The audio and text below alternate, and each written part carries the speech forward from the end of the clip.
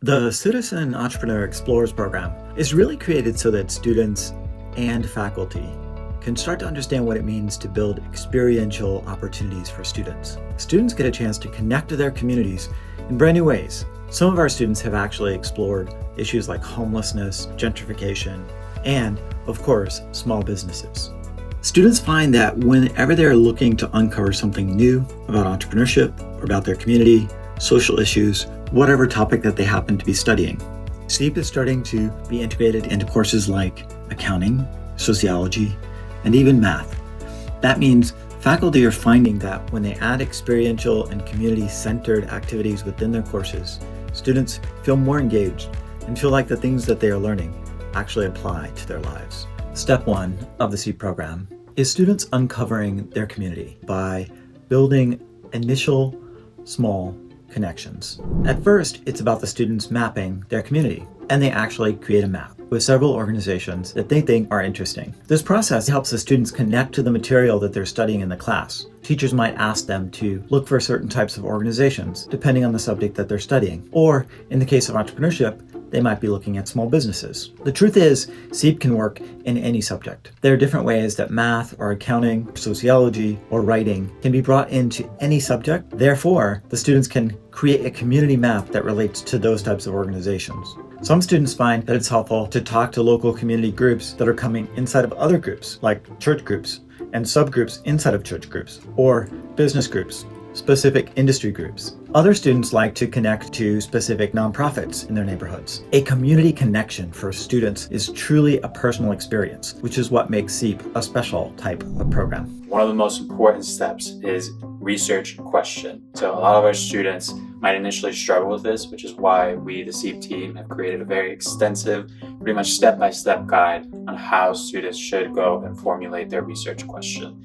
Basically, we really want students to not come up with some sort of yes or no question. We really want something that's open-ended, that really dives deep into what they need to be researching and how they should be answering it. Students can actually go back and build upon already made research questions from other students. So maybe a student came up with some sort of question that really dives deep into the community about how the homeless issue is something that they really need to figure out and work through. Well, a student might have the same exact problem going on in their neighborhood, and they can give their own twist because each neighborhood is different.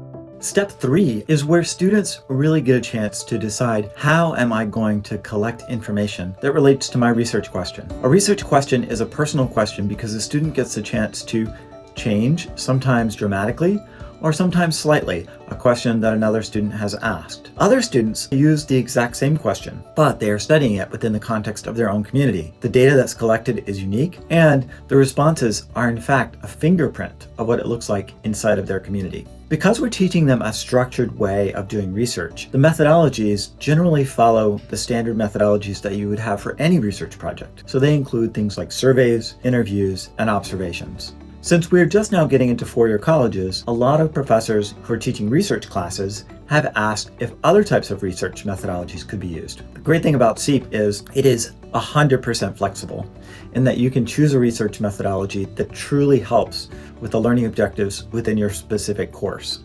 All right, so step 4, data collection. Now, a student either loves this or just really finds a lot of struggle with this, but it's one of the most important steps of CEEP. So now students actually go out into the communities and get the data and research that they need. Most students use surveys, interviews, or they go through other projects in the past and extrapolate information from there for their own project. But a combination of all three, especially the interviews and surveys, really makes the student's project shine. And it also just gives us a better sense of what kind of community that they're working with, and the little things that make each neighborhood different really shine through in this step. Step 5 is a special step. The students have now collected information from their neighborhoods. They have this opportunity now to see what types of patterns have emerged. If you're talking about 2 or 3 interviews, it's important that the interviews be short. When you collect data or any type of information and it's brand new, students often find that it can be overwhelming to do a transcription of even a 5-minute interview. We ask that students keep it simple. Now, for graduate level students or even senior students in college, we find that students can in fact do longer interviews or more interviews. Same thing with surveys.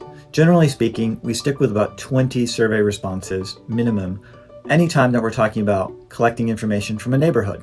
This doesn't give us a statistically significant sample, but it allows us to showcase patterns. That's the point of the CEEP program, to begin students down the path of research, discovery, and exploration. This will help students figure out, are they a citizen, are they an explorer, or are they an entrepreneur? Students will figure this out on their own, and the process helps them to uncover what personality traits they themselves find particularly interesting as they explore their own neighborhoods. Step 5 can give them a full-fledged report, or it can be a summary report, depending on the faculty and their objectives within the course. There are many examples and samples that we've developed on our website and other resources, so be sure to check those out. Step 6 of the CEEP program is the secret sauce. Nothing else is quite like CEEP. Oftentimes, whenever we're talking about going out and creating a business, students are immediately thinking about how to get to the end of their solution. They're not listening to their customers, they're not listening to their communities, they're not even paying attention to the connections that they can possibly build by going out and having conversations within their communities. CEEP, on the other hand, turns that upside down. Instead of students looking for a solution, they're looking for patterns. They're looking for connections. They're tracking these connections, and they're actually collecting information that can help them signify whether they've uncovered something unique. In cases where students feel like they haven't found anything significant, it is also important that they realize often it's because they did not commit to the question that they were looking for, or the research question was unclear. That's why it's always important to start with a great research question. This allows students to actually begin the process of building connections in the real world. It's one thing to talk to people initially to gather information. Generally speaking though, when students do this for an assignment, the booklet, the assignment, the blackboard, whatever it happens to be that the student has submitted their materials on, it goes away. At the end of the semester, the students have stopped looking at it. With CEEP, the students go back to their community and report what they have uncovered. They don't just talk to their customers, which is what design thinking is about. They actually talk to a new group of people, a new organization. This opens a brand new connection and helps them to build that stronger community. The perspective of a community cannot be underscored too much.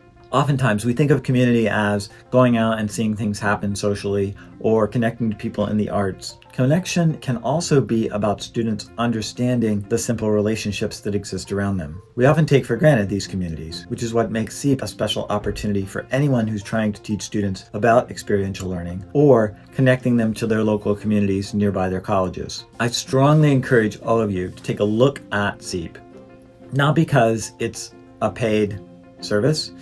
All of our resources are open education resources, so there will not be a cost related to them. What we are looking to do is make sure that students everywhere can have access to their communities and begin to understand what community actually looks like.